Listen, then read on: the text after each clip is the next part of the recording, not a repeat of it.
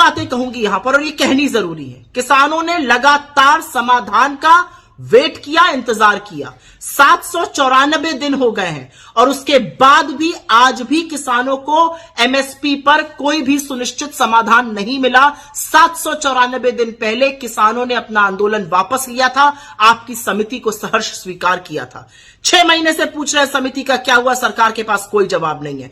Budget आकर चला गया और असलियत यह है कि उस बजट में कृषि में कभी 4.5% से ज्यादा खर्चा होता था, अब वो घटते घटते घटते 2.5% के करीब आ पहुंचा है। स्टैंडिंग कमेटी, स्थायी कमेटी पार्लियामेंट की यह बता रही है कि 1 लाख रुपए से ऊपर, 1 लाख करोड़ रुपए से ऊपर जो कृषि का खर्च था वो राजकोष में वापस कर दिया गया है। तो किसान क्या करे, वो किसका मुंह देखकर बैठे। और अब एक नई भ्रांति फैलाई जा रही है। चरण चुंबक मंडली के पास साहब की ओर से व्हाट्सएप पर एक खर्रा आया है, अरे 11 लाख करोड़ खर्चा हो जाएंगे अगर एमएसपी लग गई।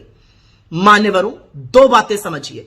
एमएसपी जो है वो प्राइस स्टेबिलिटी के लिए होती है। अगर दाम गिर जाए, किसानों को नुकसान ना हो, तो एमएसपी पर खरीद हो। तो कभी भी पूरी एमएसपी पे खरीद नहीं होगी। प्राइवेट सेक्टर भी खरीदता है, गवर्नमेंट भी खरीदती है। यह प्राइस स्टेबिलिटी का साधन है। कोलैप्स जब प्राइस होता है तब आती है, लेकिन इतनी समझ में आपसे कहां आशा करूं। दूसरा, इतनी उत्तेजना और इतनी चिंता 14.5 लाख करोड़ का जब ऋण माफ किया गया बड़े बड़े पूंजीपतियों का, तब नहीं दिखी। जब कॉर्पोरेट टैक्स काटा गया 32% से लेकर 22% और 4.5 लाख करोड़ का घाटा सहा भारत सरकार ने, तब इतनी उत्तेजना नहीं दिखी। किसान की बात होगी और उत्तेजना शुरू हो जाएगी। और अब एक नई चीज कही जा रही है, चुनाव नजदीक आ गया तो किसान ये कर रहे हैं। हां, बिल्कुल कर रहे हैं। चुनाव ही तो टाइम होता है नफा और नुकसान देखने का। चुनाव ही तो टाइम होता है रिपोर्ट कार्ड पर नंबर देने का।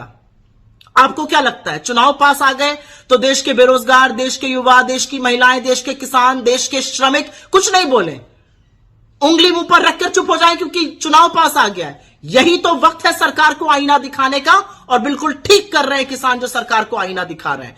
और मैं साधुवाद करती हूं राहुल गांधी जी का, कांग्रेस पार्टी का, हमारे अध्यक्ष खड़गे जी का, जिन्होंने आज ऐतिहासिक ऐलान किया है कि हमारी सरकार बनेगी और हम एमएसपी का कानून बनाएंगे जिससे किसानों के साथ न्याय हो। जितने भी वर्गों के साथ अन्याय हुआ है, किसान उसमें से प्रमुख हैं। उनके लिए न्याय की, उनके हितों की बात करने की आज एक ऐतिहासिक घोषणा हमारे अध्यक्ष मल्लिकार्जुन खड़गे साहब ने और श्री राहुल गांधी ने की है कि कांग्रेस चुनाव जीतने के बाद एमएसपी लाएगी। और ये कांग्रेस की गारंटी है, कोई छोटी मोटी बात नहीं है। कांग्रेस ने कहा तो मतलब वो होके रहेगा। और अमृतकाल की एक विडंबना और आपको जाने से पहले बता दूं, जिन एमएस स्वामीनाथन को भारत रत्न देकर पूरे देश में, पूरे विश्व में प्रधानमंत्री जी इठला रहे हैं, चौधरी चरण सिंह जी को भारत रत्न देकर ऐसे इतरा रहे हैं कि जैसे साहब ऐसा काम इन्होंने कर दिया कि किसानों का पूरा हित अब हो जाएगा। उन्हीं चौधरी साहब वो जो मानते हैं उन किसानों की आज क्या स्थिति की है सड़कों पर, आज सुबह से शाम तक टीवी पर आप देख रहे हैं, वही एमएस स्वामीनाथन है जिनकी रिपोर्ट में एमएसपी का जिक्र है कि इनको एमएसपी देनी चाहिए। उन्होंने एक फॉर्मूला दिया है। तो आप भारत रत्न तो दे देंगे, लेकिन किसानों के साथ आप क्या करेंगे वो आपके सामने है। इस व्यक्ति ने, ये साहब जिनको हम महाराज कहते हैं, शहंशाह कहते हैं, शहंशाह ने किसानों की आय दुगुनी करने का वादा किया था 2022 में। आपको पता है हर घंटे एक किसान आत्महत्या कर रहा है। आय दुगनी तो छोड़िए, आयु आधी कर दी जा रही है। शर्म कीजिए प्रधानमंत्री, कुछ तो शर्म कीजिए।